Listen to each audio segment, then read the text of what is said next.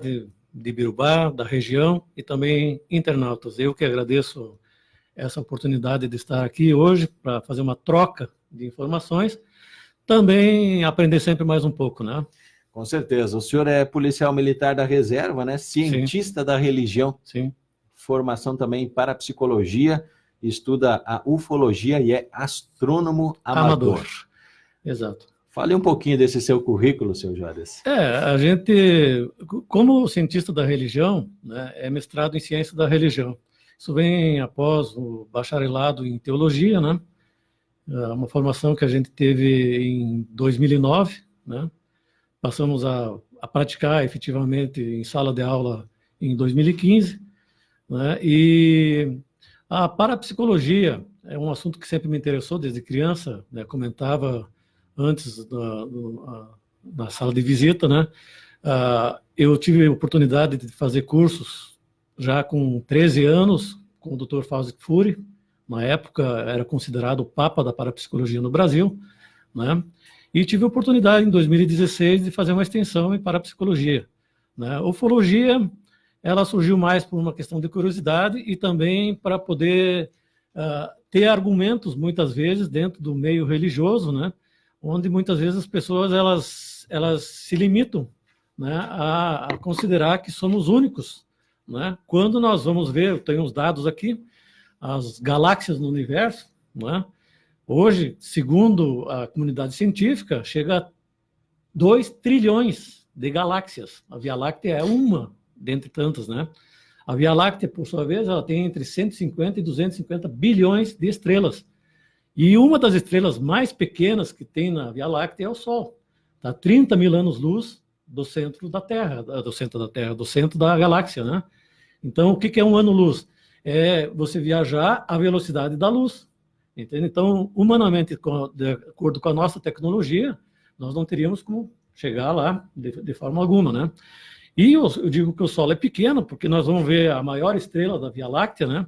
Que é a VY Canis Majoris. Ela tem 29 bilhões de quilômetros de diâmetro, né? Quando o Sol, né? O diâmetro do Sol é de 1.392.700 quilômetros. Então, são dados científicos que o senhor são dados traz, científicos, né? São dados da astronomia, né? Comunidade científica, né? Então, esses dados ali mostram, por exemplo, se nós fôssemos comparar a estrela Sol com a estrela Canis Majoris, é que nem você comparar uma bola de basquete com uma bolinha de gude, uma boleta, né? Então, nós somos tão pequenos, vamos dizer assim, em termos de universo, que é difícil você conceber que em 2 trilhões de galáxias só possa haver vida aqui. Aí você questiona, se há vida lá fora, por que não se manifesta aqui? Quem diz que já não estão no nosso meio, né? Mas mesmo que não tivesse, você imagina que a estrela mais próxima são milhões de quilômetros daqui, né? Então não é uma coisa tão simples, né? A colonização das Américas, quanto tempo houve de projeção para que se colocassem as naus, as caravelas no oceano para que chegassem aqui, né? Um mundo desconhecido. Então, tanto da nossa parte, quanto da parte, se houver alguma vida inteligência lá fora, a dificuldade é a mesma, né? Por mais tecnologia avançada que possam ter, né? Então, quando eu comecei a estudar parapsicologia e ufologia, foi para ter argumentos para poder tratar desse tipo de assunto, entende? Porque a própria palavra de Deus, ela diz, né? Não se turbe o vosso coração, crede em Deus, crede em mim. Na casa de meu pai há várias moradas, se não houvesse, eu não teria dito, e vou prepará-la, né? Então, há essa expectativa, né? E quando alguém diz que a Bíblia, por si só, ela é uma fonte, não deixa de ser, mas ela é uma fonte destinada ao ser humano, a nossa vida, nossa característica, né? Então, eu imagino que se houver vida inteligente fora, eles vão ter o seu manual, que vai estar regrando a vida deles, como nós temos a Bíblia, como outras religiões têm os seus parâmetros também, né?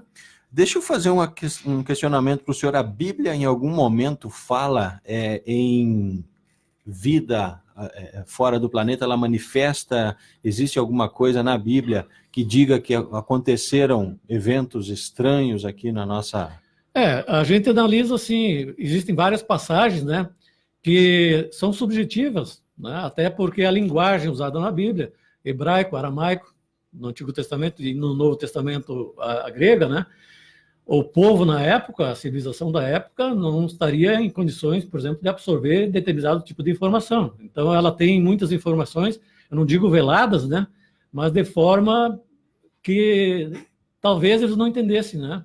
O livro de Ezequiel, por exemplo, traz uma passagem, né, onde ele tem uma experiência, né, com alguma coisa que você poderia caracterizar como uma espécie alienígena. Né? Não estou dizendo que seja isso, não estou discutindo a questão bíblica, religiosa. Né? A Bíblia ela faz várias referências em novos céus, nova terra no singular, novos céus no plural. Né? Essa passagem que eu citei antes do livro de João, né, também traz essa referência. Na casa do meu pai há várias moradas. Né? E se a gente analisar, né, dos 8 planetas que existem no Sistema Solar, uma vez que Plutão foi rebaixado na categoria, ele não pertence mais à categoria de planetas, né? Nós temos Saturno, que é um planeta gasoso, né? Saturno tem 82 luas, é o planeta que mais luas tem, né? E as principais dela, Titã, Encélado, Tétis, Dione, Febe, entre essas, né, estão sendo estudadas, investigadas. Esse tipo de trabalho na astronomia é uma coisa demorada. São anos de pesquisa para que se possa pegar e fazer uma afirmativa, né? E tem que haver o consenso da comunidade científica, né? Certo? A prova, né? Existe a metodologia, por isso que ufologia não é considerada ciência, é pseudociência, porque você não tem como comprovar através da metodologia científica, né? Uma vez, a astronomia não. A astronomia era toda calcada dentro da metodologia científica, né? Júpiter tem 69 luas, entre as quais Ganimedes, Europa, Calisto, né? Almateia. Dentre essas luas, existe a possibilidade de existir alguma delas com características semelhantes à da Terra. Né? O problema é que nesses planetas, a Terra, eu não vou dizer que é sorte, mas ela foi posicionada no lugar certo e na distância certa do Sol. A temperatura média da Terra é de 15 graus, considerando polos, considerando as regiões áridas, né, é 15 graus. Nós vamos para Júpiter, né, nós vamos ter menos 150 graus Celsius negativo como temperatura média. Né? Por outro lado, nós vamos para Vênus, 456 graus positivo, graus Celsius. Né? Então, são lugares que são inóspitos, vamos dizer assim, para a forma de vida como nós a conhecemos. Né? E como eu falo em possibilidades de vida extraterrena, a Bíblia faz várias menções a anjos. Onde é que fica um anjo quando dorme, quando descansa? As pessoas dizem que tem anjo aqui, tem anjo ali, mas anjo é um ser que não está na nossa dimensão. Nós consideramos ele como um ser espiritual. Mas onde ele fica quando ele não está exercendo nenhuma atividade aqui na Terra? Entende? Então, existem possibilidades de se tratar em dimensões ou em extensão de distância, né? Marte já foi, está sendo explorada, né? Existem vários satélites e veículos. Em Marte tem 2 em solo, né? Mas existem mais outros satélites que estão a uma altura, né? Marte não tem condições de vida porque não tem atmosfera, né? O que nos defende dos raios solares é a atmosfera, certo? Então, são aspectos assim que te fazem imaginar, né, que a Terra está no lugar certo, na hora certa, e propiciou condições de vida para isso. O que é um ufólogo, Juarez? Bom, eu vou trazer o conceito que foi deixado pelo Dr. Arimares Baraldi Dias. Porque, assim, as pessoas, antes disso, fazer uma parte, as pessoas, elas tendem quando você é identificado como ufólogo em um determinado ambiente, o que dizem? O que falam? Né? Te chamam para um canto e perguntam como é que é um disco voador por dentro. Né? Já andou em disco voador? O ufólogo não anda em disco voador, ele estuda e pesquisa. Né? Nós vamos chegar depois às nomenclaturas, entendeu?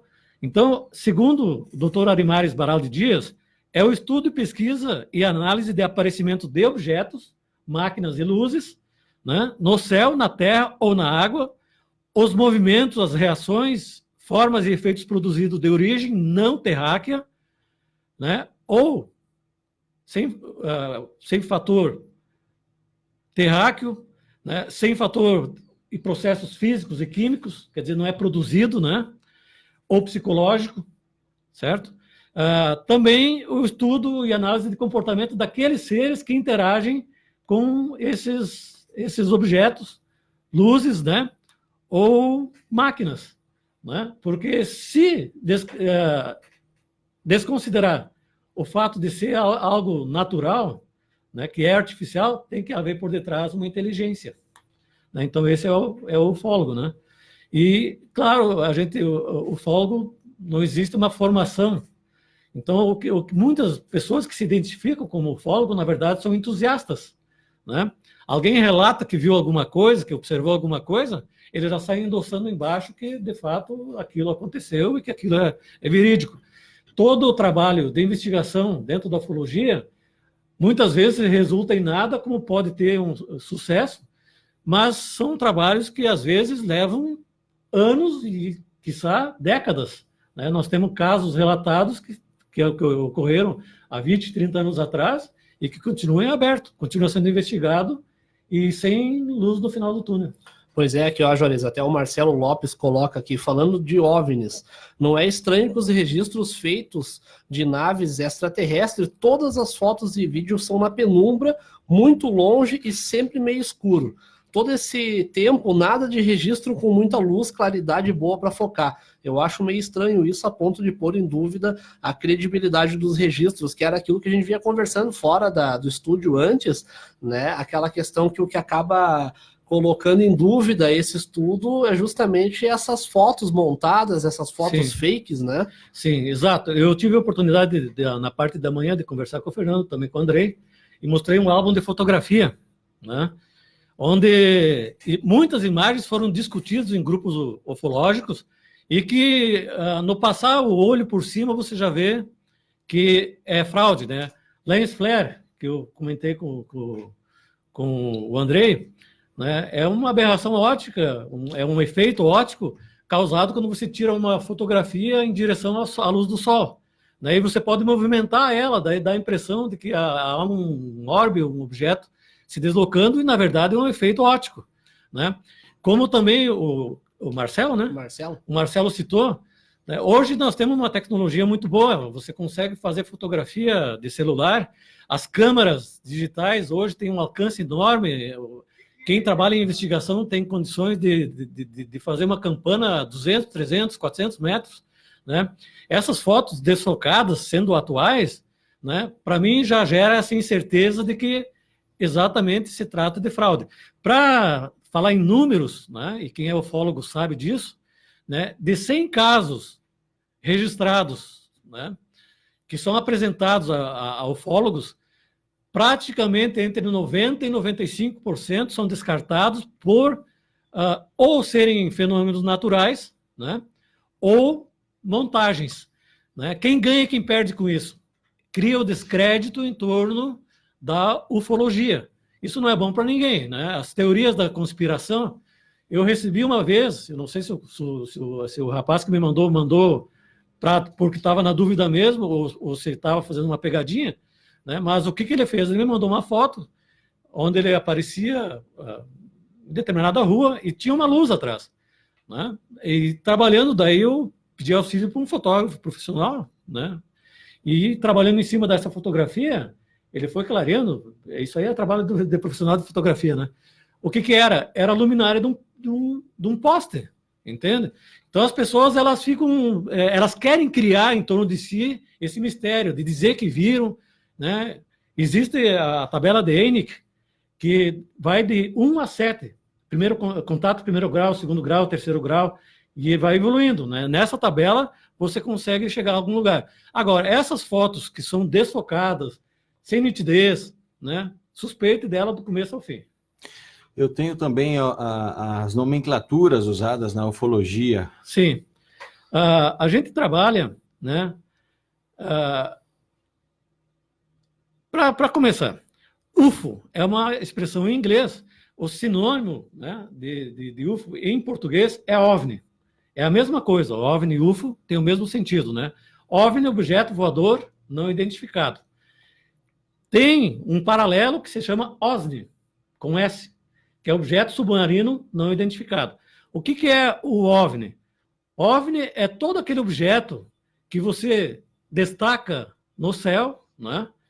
E que você não identifica o que quer que seja. Você não consegue dizer se aquilo é um balão, se aquilo é um avião, se aquilo é um helicóptero, né? Se é alguma coisa. Às vezes está estacionário, ou seja, parado, né? Outras vezes em movimento.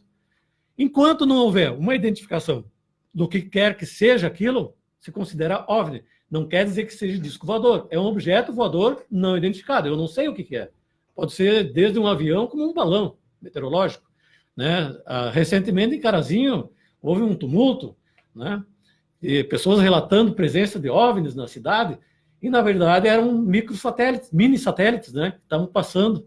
Se não me engano, era do Soros, Soros, se não me engano, George Soros, né? Lá dos Estados Unidos. É um projeto que ele está desenvolvendo, alguma coisa parecida, né? E passou e se tornou visível. E causou tumulto, vamos dizer, na cidade, né? Disco voador, coisa parecida. E não era um mini satélite. Então, deixou de ser um OVNI, certo?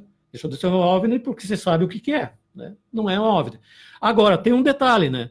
Muitas vezes, você observar alguma coisa, e aí pode ser até um avião, e a fuselagem dele não tem nenhum tipo de identificação, ele continua classificado como OVNI, porque você não sabe a origem dele, né? Ele não tem uma origem definida. Então é um OVNI, um objeto voador não identificado. Tu sabe que é um avião, mas tu não sabe de onde veio. Tu não sabe exatamente o que ele é, qual é a finalidade, né? Hoje a gente sabe que tudo que é avião é identificado, né? Então existem esses paralelos, né? Claro que ele é rebaixado, você não vai perder tempo fazendo pesquisa em cima disso, mas ele continua nessa classificação.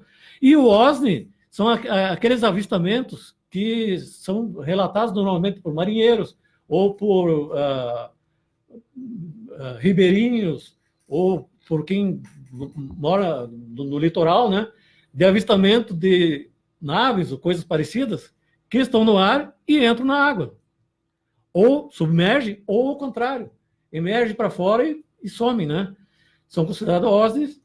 E, na verdade, são híbridos, né? Porque eles tanto na água quanto no céu, né? E existem vários relatos, né? Eu citava antes, né? Mato Grosso, Goiás, aqui no Brasil, né? São lugares onde tem o maior número de manifestações e de credibilidade, até porque muitos que vão lá fazer pesquisas, né? Eles são pessoas de responsabilidade, né? Eu tenho, por exemplo, o doutor Ubirajara Franco, né? Ele escreveu o livro O ET de Varginha. Ele é advogado, tem escritório de advocacia em Varginha, é professor universitário, psicanálise, né? Ele é parapsicólogo, certo? Então não é uma pessoa que você vai dizer que é um leigo, né? Ou é um entusiasta. Ele é uma pessoa estudiosa, assim como o Petri, né? O Gebaerd, né? Que é editor da revista UFO, né? São tudo pessoas do mais alto conceito, né? Roberto Verde, no Rio de Janeiro, também, né? Todas pessoas de formação superior, né? Mestrado, doutorado, né? Então, pessoas que estão colocando a reputação deles das convicções que eles têm, nos estudos e pesquisas que eles têm feito. Bom, nós separamos aqui... se me permite, eu tenho mais uns dados aqui que é interessante para quem está ouvindo, né?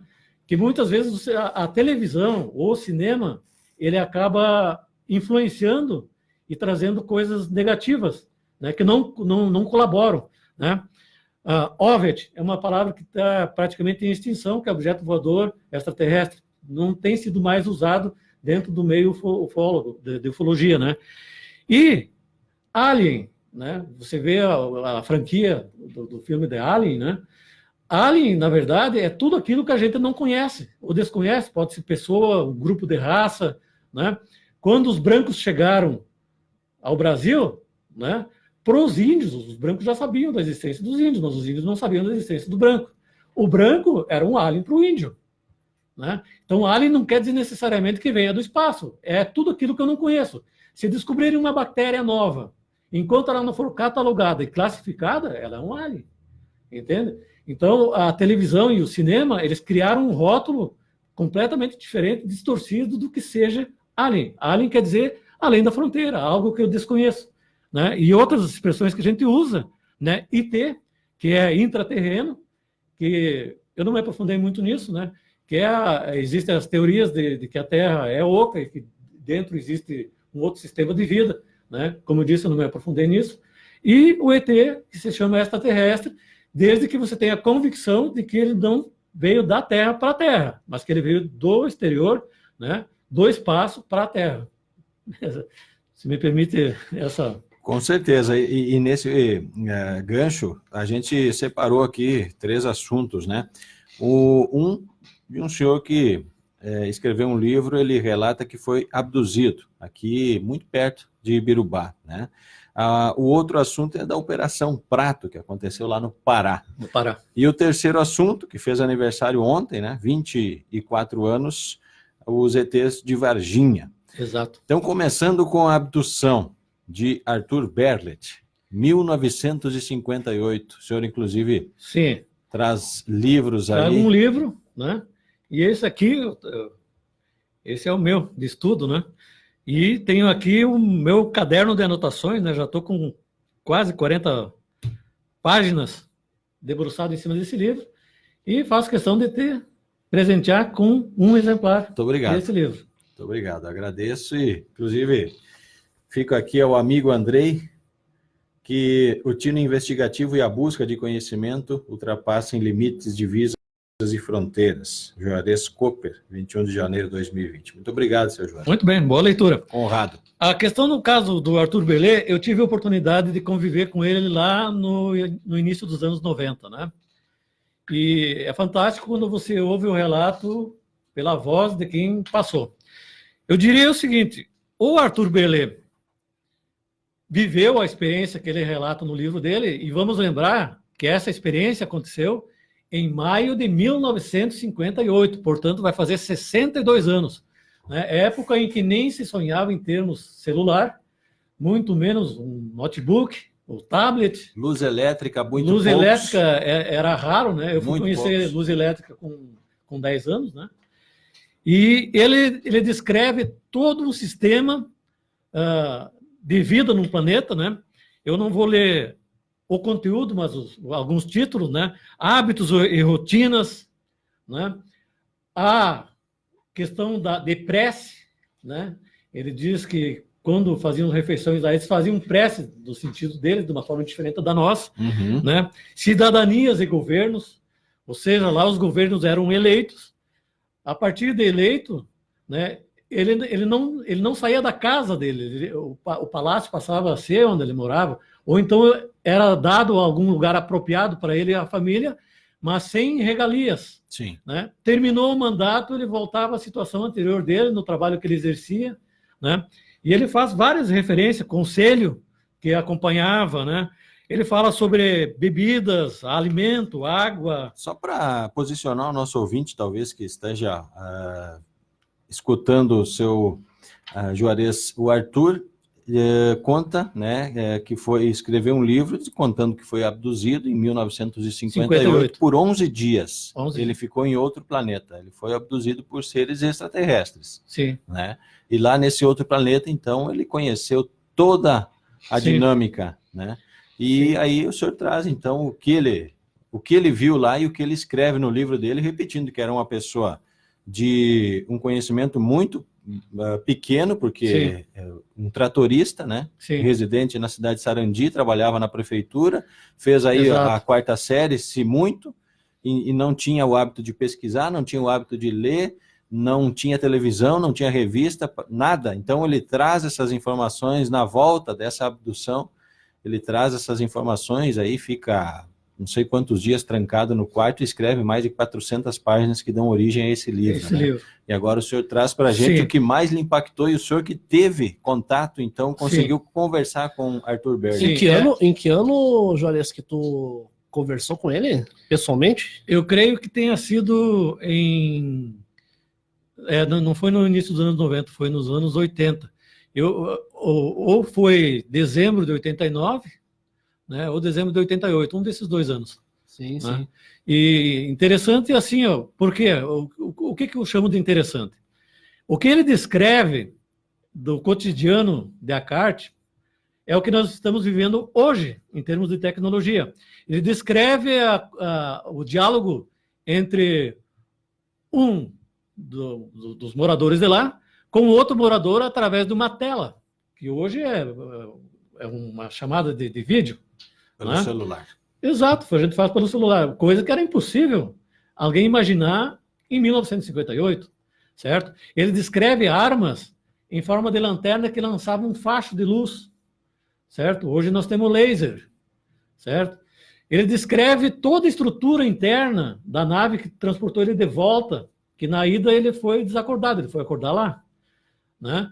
E não são ETs daquela forma como se pinta, né? Baixinho, verdinho, olho arregalado. Não, eram pessoas que, se você encontrar na rua aqui, trajando roupa igual a nossa, você passa capaz de cumprimentar, achando que é uma pessoa normal. Né? Só que a roupa deles era um tanto quanto diferente da nossa, mas usavam roupa. Né? Ele descreve o sistema comunitário de ajuda, né? Inclusive as questões de punições. Não existe naquele lugar presídios. As pessoas recebem uma espécie de medalha e passam a ser identificado como infrator de alguma coisa. Né? Enquanto ele carregar aquela medalha, se ele tirar aquela medalha, ele vai ter uma condenação pior, ele é monitorado. Né? E aí ele vive de ajuda de outras pessoas que se sensibilizam por ele. Mas ele deixa de ter a classificação, vamos dizer, de cidadão. Né? Ele descreve o sistema de governo deles, que eu mencionei antes. Né? Esporte, ele faz referência a um jogo que ele acompanhou ao lado do governante de Descartes, né? Onde existem travessas tipo goleiras, mas duas, uma sobre a outra, uma arena coberta, onde o domo se abre, né? Que hoje a gente vê na Europa muitos estádios, né? Que cobrem em cima e abrem quando quer. E ele descreveu isso em 1958. 1958. Como era a energia no planeta? Em que temos... A fonte de energia. Ele descreve algo também como... a fonte de energia lá. Eles trabalham muito usando a energia solar. Né? Já existia? Sim, lá sim. Né? E aí, na descrição dele, né, entre outras coisas, porque é muita coisa, né? Eu estou dizendo que estou com quase 40, 50 páginas aqui, mas são 4 anos de pesquisa. Né? E eu não dei por encerrado, ainda tem muita coisa que eu tenho que garimpar nisso aí. Né? Ele descreve assim, por exemplo, o comandante da nave que abduziu ele, ao chegar em Descartes, foi exonerado. Penalizado. Voltou à condição de funcionário que ele tinha antes. Por quê? Porque a ordem era coleta de material. Não era para ser humano. Segundo o relato do Arthur Berlet, isso dito pelo guia que ele tinha lá, né, que era uma espécie de tradutor, né, falava alemão, falava outras línguas, inclusive, né, muitas coisas ele falou em alemão. Né, esse comandante interpretou o Arthur como sendo um engenheiro, porque o fato se deu na esquina Natalino, na rodovia que vai a Sarandi, né, e ele estava passando por uma lavoura. Então eles estavam fazendo a coleta lá, e eles interpretaram como sendo um responsável, e o cara lá achou que faria uma grande coisa levando ele. Sim. Certo? Então ele permaneceu lá, eu não me lembro se é 11 ou 8 dias, né? Mas foi uma coisa assim. E foi por opção do Berlet que quis voltar para a Terra. Ele não quis ficar lá, né? Mas ele descreve muitas coisas, sistema agrícola, né? Aquele sistema que é tipo escada, sabe? Uhum. Você é reto, daí tem o degrau, é reto, né? Sistema de irrigação, né? Ele menciona uma fábrica imensa de quilômetros, né? A parte superior da fábrica serve para pousar o seu veículo, né? Não existe veículo terrestre, né? Então são prédios, tipo apartamentos, cada um tem uma espécie de sacada na frente, onde o veículo dele fica quase que nem os Jetsons, dos desenhos lá dos anos 70, né? Outra coisa que impressiona no relato dele. Será que esse desenho não foi baseado nesses relatos aí? Pois é, porque é muito dizer... semelhante às tecnologias, né? Quem vai dizer que não, E né? quem está no outro lado do rádio aí duvidando, achando muito estranha essa história, gente, pesquisem. Pesquisem, porque tem muito fundamento nisso. Exato. Essa é a primeira edição dele, foram de manuscrito 400 páginas, eu cheguei a pegar na mão algumas edições em alemão, algumas não, uma edição em alemão e uma em português, né, porque o livro dele foi traduzido para vários idiomas, para nós imaginarmos a importância que Arthur Berlet tem na ufologia, né, ele deu palestras nas principais universidades aqui do Brasil, em várias universidades no exterior, né? Então, para um reitor convidar, certo? É porque deu credibilidade à história. E uma pessoa com a quarta série, a quarta série, né? Ele estudou até a quarta série. Só. Sim, ele era tratorista, né?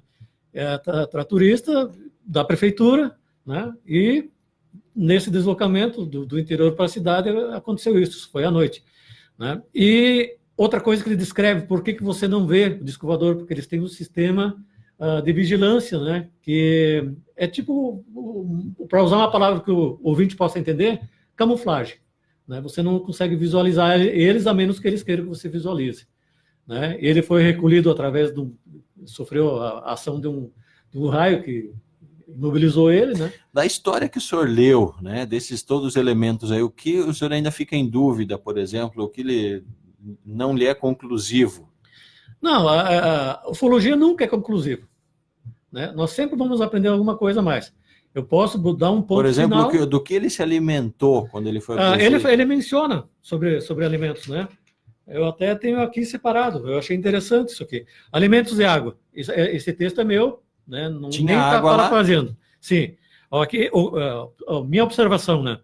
O autor descreve uma água extremamente leve, necessitando bastante para saciar a sede. A impressão de que se jogasse um balde de água contra uma garrafa não a derrubaria. Está nas páginas 18 e 22. Embora a água apresente essas características, na terra sacia mais, os animais, peixes, são muito parecidos em formas e em sabor. Página 46. A refeição, a primeira do dia... Tinha peixes lá? Tem. A refeição, a primeira do dia, é servida numa bandeja com tampa, dividida em 4 partes, sendo que pode identificar algo como carne. Um viscoso parecido com gelatina. Sim. Um de farinha de consistência entre pão de ló e pão comum. Uhum. E o quarto, uma espécie de caldo, onde boiava algo parecido como casca de batata. Sim. Comendo só a carne e o de farinha. Ele comeu. Sim. Ele não se sentiu à vontade de comer as outras restante. coisas. Já que os outros lhe pareceram repugnantes. A linguagem, a língua lá, a comunicação. A cartiano. Esse guia que conduziu ele, né? E até ele pergunta, como é que tu sabe falar a minha língua? Nós observamos vocês há muitos anos. Eu aprendi o teu idioma, aprendi o alemão, aprendi vários outros idiomas. Então eles têm os tradutores, né? Os intérpretes, né? Uhum. Entendeu? Aqui, ó, outra refeição. Descreve 8 a 10 qualidades de comida, identificando o que parece carne, outra com pão e mel, outra parecida com arroz, havia um líquido quente parecido com um chá de bom sabor. Aí eu tenho a numeração das páginas, né? Mas o que mais me impressiona, Andrei, em tudo isso, porque aí nós vamos entrar na corrida espacial, né? Aquela polarização que houve entre Estados Unidos e União Soviética na época, né? Yuri Gagarin faz aquela volta, depois, em 69, os estadunidenses chegam à Lua, né? O que mais me impressiona é que em 58, quando ele está retornando à Terra, que está vindo de volta, né? Ele diz, a Terra é azul. Então, ele pronunciou essa frase antes do russo dizer, quase uma década antes. Que foi o primeiro astronauta a sair da Terra, né? No caso, os russos, eles não tratam por astronautas, tratam por cosmonauta, mas o sentido é o mesmo, né? Então, quer dizer, quase 10 anos depois, um russo, né, diz, a Terra é azul. Quando 10 anos antes, Arthur Berlet, morador de Sarandi, teve o privilégio de apreciar a Terra do espaço e dizer isso aí. E aí eu digo, ou ele viveu, de fato, essa experiência, ou ele era um visionário como foi Júlio Verne.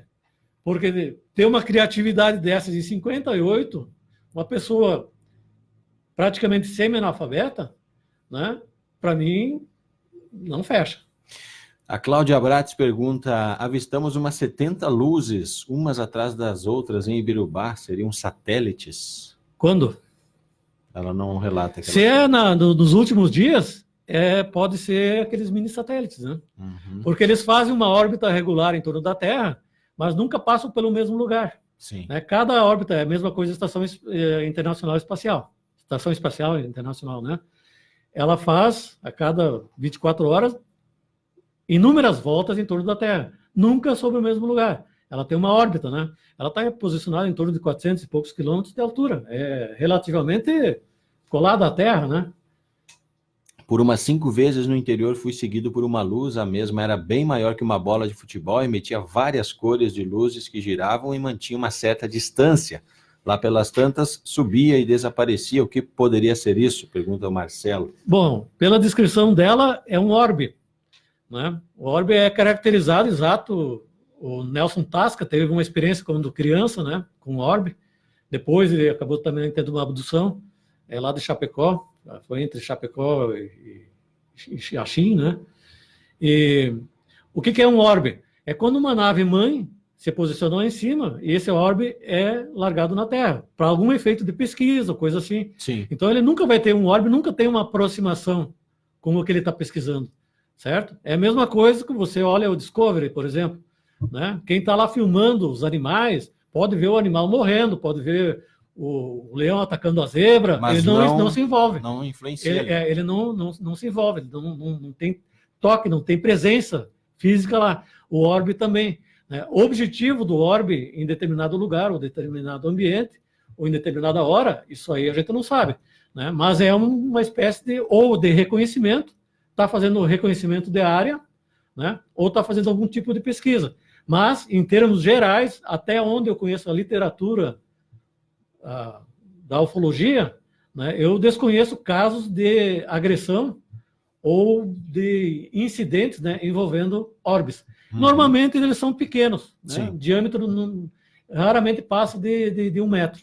Muito bem. A Ana Mollman gostaria de saber a opinião do Juarez sobre o ET de Varginha e se realmente houve o sumiço de todos os envolvidos. Bom, podemos entrar no ET de Varginha? Com certeza. Eu tenho Primeiro vamos fazer uma correção. Né? Quando você fala no ET de Varginha, no singular, na verdade, de um incidente resultaram 2 ETs. Né? Dia 20 de janeiro, né, como foi ontem, o aniversário desse fato, né, foi o fato principal. Mas a história começa no dia 13 de janeiro, que foi o sábado anterior. Certo? Quer dizer, a região ali estava propensa para acontecer alguma coisa. Não, em função de um acidente. Aquilo lá foi um acidente. Né? É que nem um avião que cai. Né? Eles caíram com a nave deles. E eu tenho aqui Carlos de Souza. Isso aí é um cronograma que eu fiz. Né? Ele é empresário lá em Varginha e piloto de ultraleve. Né? Ele observou, perto a Varginha, um OVNI, uma coisa que ele não sabia o que era, se chocar contra o chão. Identificou que não era helicóptero e não era avião. Sim, isso na época. No dia. No dia? Ele pilotando ultraleve, né? Aí ele manobrou para chegar lá, né? E quando ele chegou lá, já estava tomado por militares. Certo? E os militares têm uma... Não, ele não teve acesso, né? Os militares fizeram uma área de isolamento. Tem uma participação nessa história. Isso. Aí. Eles fizeram uma área de isolamento, não permitiram que ele entrasse, né? E isso em 96, sim. Você não tinha os recursos fotográficos que você tem hoje. Hoje você pegaria o celular, daria um zoom e tiraria a foto. Claro. Naquela época não tinha esse recurso. Então os militares ali já estavam avisados. Já estavam ali. Que tinha alguma movimentação estranha. Mas daí o que acontece? Certo? Ele foi expulso dali, não pôde ficar ali. No mesmo dia, um casal de agricultores, né, em torno de alguns quilômetros de onde ocorreu esse choque, né, avistaram uma criatura que eles não souberam identificar e entenderam que era algum bicho desconhecido. Né? Inclusive, jogaram pedra para afastar ele, porque se assustaram, né? E ele entrou na mata. Né? E eles comunicaram aos bombeiros, tem um bicho aqui que a gente não sabe o que é. Eu estou simulando uma conversação, né? E os bombeiros, já sabendo dessa ocorrência do OVNI que havia se chocado, e dos militares, comunicaram aos militares, certo? Às 8 da manhã do dia 13, nessa propriedade, chegou corpo de bombeiros, polícia militar fazendo isolamento, e militares que ficaram na retaguarda. né? Às 10 horas da manhã, os bombeiros... E aí tem 3 testemunhas oculares que estavam dentro do perímetro, né? Porque o perímetro foi isolado. Esses 3 militares, essas 3 testemunhas que estavam lá, inclusive um se identificou como pedreiro, ele tem a identificação dele, nome, tudo. Os outros preferiram o anonimato, né? Eles registraram que os corpos de bombeiros saiu com uma criatura envolta num saco de lona, que foi colocado dentro de uma caixa, dentro de um caminhão do Exército, da Escola de Sargento das Armas, e foi conduzido a Três Corações, certo? E ali termina a história desse ser, né? Vamos deixar caracterizado assim. Vai para dentro do Exército. Então foi um acidente. Tendo esse acidente, e não havia no local do acidente nenhuma forma orgânica de vida, né, é de se supor que os tripulantes tinham fugido, né? Então esse foi capturado morto. Capturado não, ele foi recolhido morto, né? Esse segundo se dirigiu a Varginha. Então tem até o nome da rua e tal, né? E em Varginha ele acaba sendo visualizado, né, por 3 meninas. A Kátia, a Valquíria e a Liliane, 2 irmãs e uma terceira. E elas fogem assustadas, chegam em casa apavoradas, né? E aí é natural que mães, pais, vizinhos, né, saber o que aconteceu, e elas relatam, e alguém já comunica os bombeiros já sabiam do que estava acontecendo, né? Então, era o segundo tripulante. Supõe-se que esses 2 tenham sido únicos, ou os outros tiveram uma fuga com sucesso, ou foram recolhidos com sucesso, né? Mas esses 2 ficaram para trás. Aí o que acontece, né?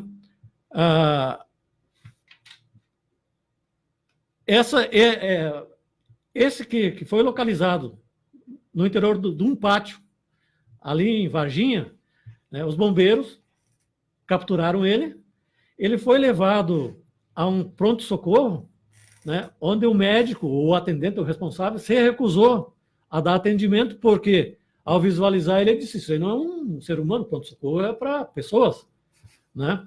E não atendeu. Dali o corpo de bombeiros levou, ali ele ainda estava tecnicamente ou teoricamente vivo, né? Levaram para o hospital regional do sul de Minas, né? Onde foram feitos exames preliminares e sei lá, eu não entendo de medicina, mas enfim, fizeram uma perícia nele, uma série de exames, né? E dali ele foi encaminhado para o Hospital Humanitas, também dentro de Varginha, né? Para mais tarde, um comboio do Exército, da Escola de Sargento das Armas, recolher ele, ali tecnicamente ele, ou teoricamente já está morto, e levar para Três Corações, para a escola, onde ele permaneceu por um determinado tempo lá, e dali levaram para São Paulo, onde o comboio parou na Escola de Cadetes do Exército, né? Também por um período de tempo, aí foi conduzido para a Unicamp, né? Foi conduzido para a Unicamp, e segundo consta os estudos, né, do Ubirajara, ele foi o legista que tratou do caso, né, o conhecido Badam Palhares, que sempre negou a participação nessa ocorrência, né? O Exército, por várias vezes, tentou justificar a presença deles lá por questões de formatura, de turma, né? Só que Três Corações é um lugar, Varginha é outro, certo? E mesmo que a ocorrência foi dia 20 de janeiro, e a formatura foi dia 26 de janeiro, então não fecha. Isso foi caindo por terra, todos os argumentos. Os argumentos do Exército, dos bombeiros, sim, foram caindo por terra. O que chama atenção hoje é que as pessoas envolvidas, os 2 principais ufólogos da época, sumiram. Eles estavam pesquisando muito, sim, a fundo isso. Um não é conhecido seu paradeiro, o outro fechou a boca e não fala mais nada, depois, sim, de uma reunião com o Exército. Sim.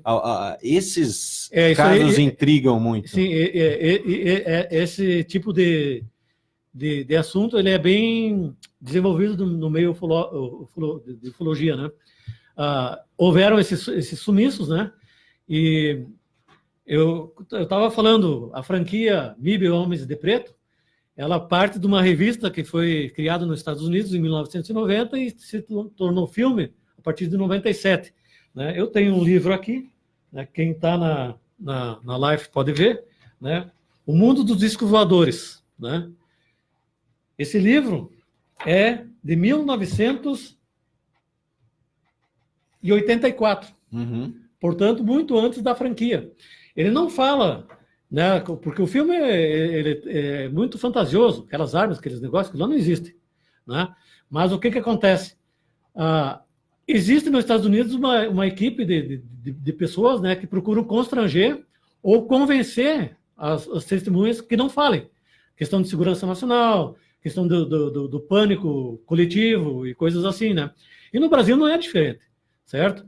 Então, esses dois que desapareceram, existem várias teorias, umas que dá para chamar de teoria da conspiração, ou de alguma forma foram constrangidos, ou foram recompensados pelo silêncio, né? Mas outros, como o Birajara, como o Luiz Petri, como o Gevaert, eles deram a cara a tapa, né? A quem interessa fechar a boca dos ufólogos? A quem interessa? Eu diria ao governo, né? Porque já existem governos na Europa que está tudo aberto. Hoje, né, qualquer situação dessas, existe um prazo, um interstício para que ela possa ser liberada ao povo, né? O ET de Varginha, por exemplo, já pode. Ano que vem, né? 25 sim. anos ano que vem. Você tem acesso, né? Existe lá em Brasília o Arquivo Nacional. O Arquivo Nacional, onde você tem acesso, né? A Operação Prato, por exemplo, ela é acessível, né? Então você consegue muita informação dela. Inclusive os áudios aí. A Noite dos OVNIs, né? A Noite dos OVNIs tem a entrevista, áudios, né? Sim, tem a entrevista do chefe do Estado-Maior, tem entrevista. Então não estamos falando de pessoas leigas, né?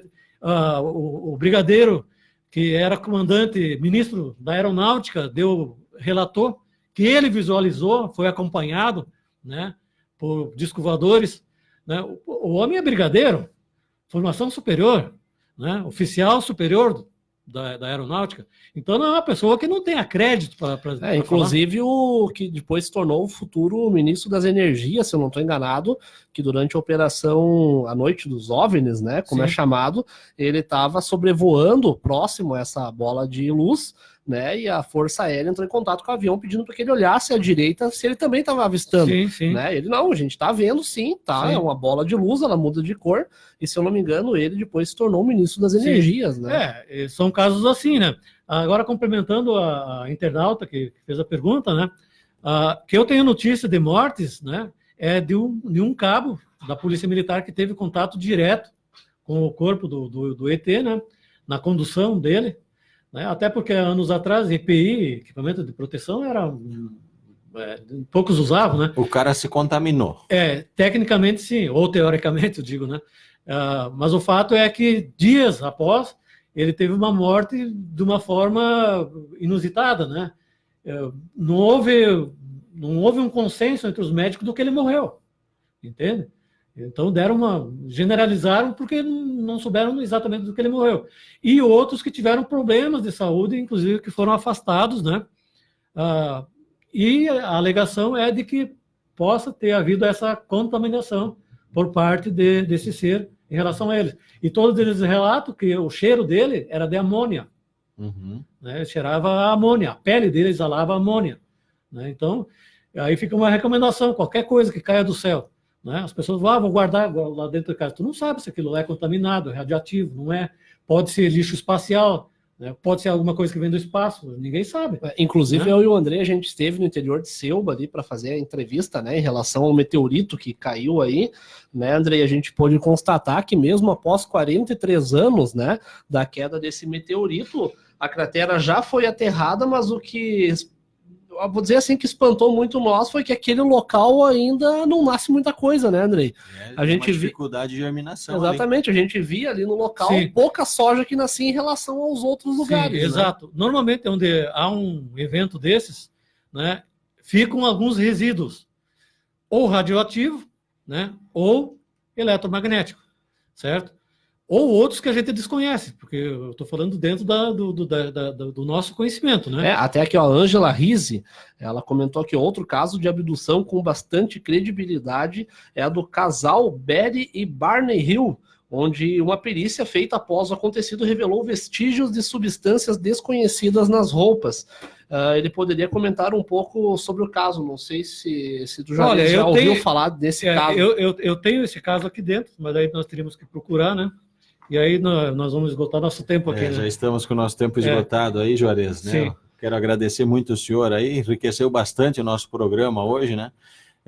Qual o recado, qual a mensagem que o senhor deixa aí para a nossa audiência a respeito de todo o assunto que nós tratamos hoje? Olha, eu quero dizer assim, ó, como nós temos vizinhos, muitas vezes que nós não conhecemos, nós podemos ter vizinhos lá no espaço, certo? Eu não vou ter uma convicção de dizer que eu tenho aqui perto, mas ter esse senso de coletividade, né? Porque o que acontece hoje? Né? Nós somos criados numa cultura em que alguém que passa por uma experiência dessas é tratado como louco, como uma pessoa problemática, né? Ou ela se sente constrangida em andar no ambiente, ou passa a entrar em depressão porque não tem com quem compartilhar, porque muitas vezes tu quer comentar com alguém, né? Então, que procure, por exemplo, quase todas as cidades têm a sua entidade que trabalha com ufologia, que Birubá deve ter, Carazinho tem, né? Que são pessoas que trabalham e pesquisam em cima disso. Inclusive o Vânio Santos, o Vânio aí, o filho do Pichim, ele é um dos líderes aqui, tem um grupo também. Abraço para ele. Ele deixa aqui o link para as pessoas que quiserem entrar no grupo, que gostem da ufologia, mas só aqueles que realmente levam a sério. Não. Sim, exato. Quem vai lá para poluir o grupo, né? Para quem realmente tem algum conhecimento e queira compartilhar isso, tem o grupo no WhatsApp, o Vânio Santos é o administrador aqui em Birubá, e está convidando as pessoas, então. É importante isso, é importante esse conhecimento. Eu faço questão de conhecer ele também, nem que seja pelo WhatsApp, né? Porque a gente pode sempre trocar informação, a gente está sempre aprendendo, como eu disse no começo, né? Isso é importante. E aí são pessoas de crédito, né? Eu saí de vários grupos, exatamente porque quando abriram ao público de uma forma geral, entrou muito entusiasta, que saía vendo coisa, né? E aí isso traz um desmérito para a ufologia. E eu senti que o senhor é muito cético num primeiro momento, o senhor duvida. Sim, eu parto do princípio de que aquilo não é. Não é. Para provar que é. Uhum. Entendeu? Não é o trabalho inverso do entusiasta. luz. O entusiasta, pelo contrário, ele diz que é para depois chegar à conclusão que não é. Então, quando a gente parte desse princípio, de isso não é isso, você vai descartando, você vai fechando o leque, né? E muitas vezes você não chega a conclusão nenhuma, como disse, né? Mas você consegue dar credibilidade, vamos dizer, à informação que foi contada. E muitas vezes aquilo que a pessoa descreve, né? Ou você tem que filtrar para ver se ele não está tendo exagero, né? Porque quem é ufólogo consegue fazer medições de parâmetros, né? Você sabe se a pessoa está exagerando. Existem descrições de espécies de naves, de espécies de seres, né? Daqui a pouco o cara inventa um ser de 3 cabeças, coisa assim, você sabe que aquilo lá é utópico, né? Hein, Juarez, uma pergunta, tu tinha comentado com nós, fora do ar, hoje, de uma operação, né, você já participou de algumas investigações, mas em especial uma que aconteceu ali em Passo Fundo, onde uma pessoa que a gente não vai revelar o nome, né, porque uma pessoa conhecida na cidade teria tido todos os equipamentos elétricos da casa queimada. Sim. Eu denominei de Operação Bolha, né? Porque fui o responsável pela investigação. O que ocorre? Esse cidadão, ele faz parte de uma igreja, ele é obreiro de uma igreja. E começou a acontecer fenômenos. Ele tem uma casa de 2 pisos no fundo e uns 10 metros para frente, avançando, uma casa normal na frente, de 1 piso. E ele tem sistema de vigilância, né? De câmeras de vigilância, tanto na parte de trás quanto na parte da frente, na casa da frente. E tem um canil lá também, certo? E aí um dia ele me procurou, não sei se alguém comentou com ele que eu estudava esse tipo de coisa, só que ele é todo cheio de dedos, né? Porque ele não queria que ninguém da igreja soubesse, porque iam dizer que ele estava em pecado, que aquilo eram demônios, que aquilo não sei o quê. Né? Então ele tinha certo receio de entrar no assunto. E eu fui lá ver o que era, né? As câmeras de vídeo dele pegavam uma espécie de bola de luz, né? Tipo um esfumaçado, um negócio assim. A da frente era menor e não parava. Todos os movimentos dela eram geométricos, né? Mas na frente da casa onde a câmera pegava. A de trás, ela vinha de cima, parava na altura ele tem...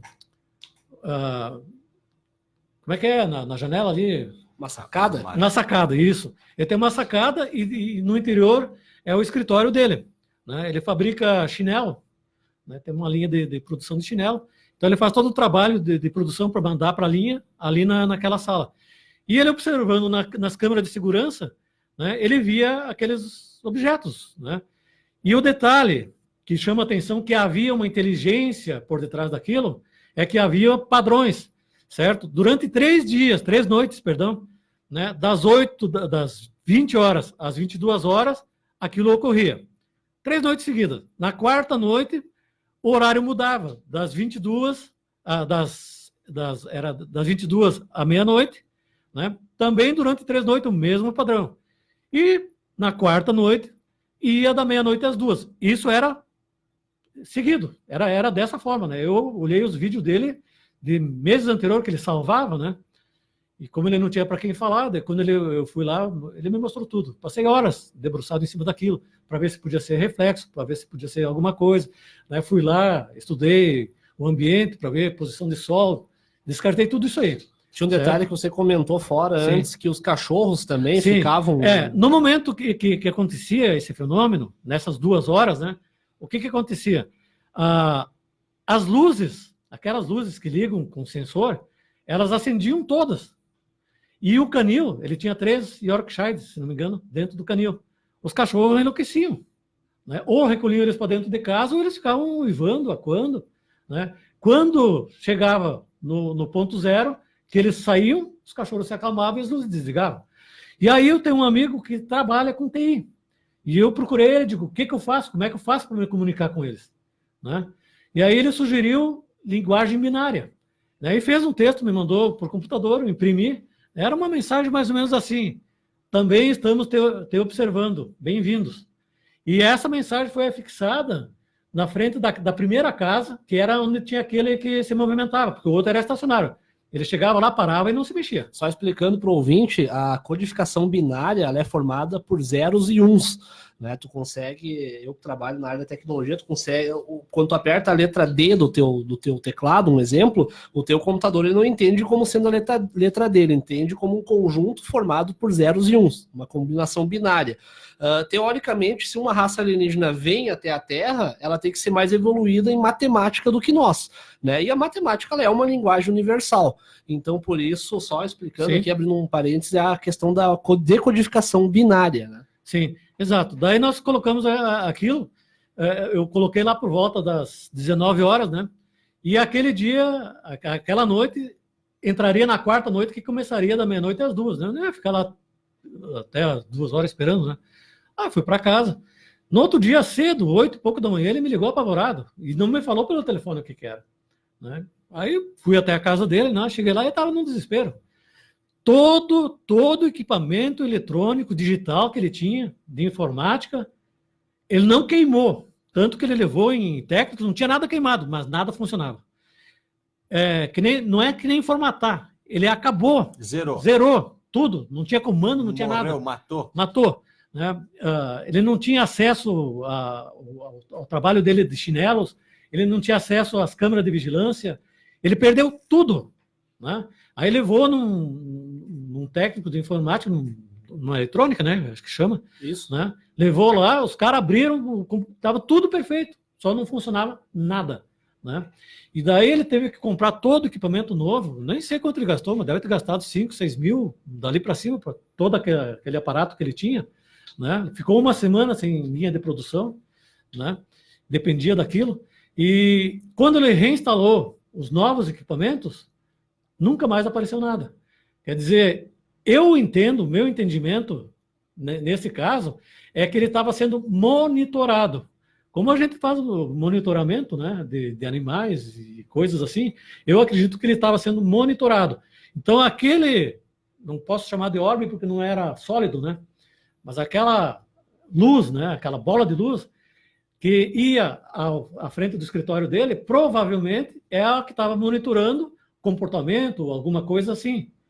Ia lá da frente, tipo um patrulheiro, tipo um vigilante, batedor, alguma coisa nesse sentido. É o meu entendimento. A partir do momento em que eles foram declarados identificados, eles sumiram. Né? Só deixaram prejuízo para o rapaz lá. Seu Juarez, muito obrigado pela sua presença, mais uma vez aqui na Rádio Cidade, né? Numa próxima oportunidade a gente estende os assuntos aí, os ouvintes certamente a partir de agora podem lhe procurar também nas redes sociais aí, quem tiver alguma dúvida. e quiser compartilhar também alguma experiência, um assunto bastante interessante. Muito obrigado. Eu que agradeço mais uma vez o convite que vocês fizeram, né? E a gente fica à disposição. Quanto mais esclarecer, né? Quanto mais gente informada sobre esse assunto, tanto quanto melhor, não é? Então, muito obrigado. Agradeço também a paciência dos ouvintes da rádio, né? Dos internautas. E Deus seja louvado. Muito bem, Luiz Fernando, a gente trouxe então aí Juarez Cooper, lá de Passo Fundo, hoje para clarear alguns assuntos importantes aí da área. Com certeza. E semana que vem semana que vem trazendo então aí mais uns assuntos diferenciados, né, Andrei? Toda semana aí vamos abrindo aí os nossos arquivos do jornal Alto Jacuí. Essa semana então, sexta-feira agora, vamos estar postando na íntegra no jornal a entrevista com o Juarez, e também junto na sexta-feira agora vamos colocar aí no caderno História, né, a entrevista que a gente fez então indo até aí o interior da cidade de Selba.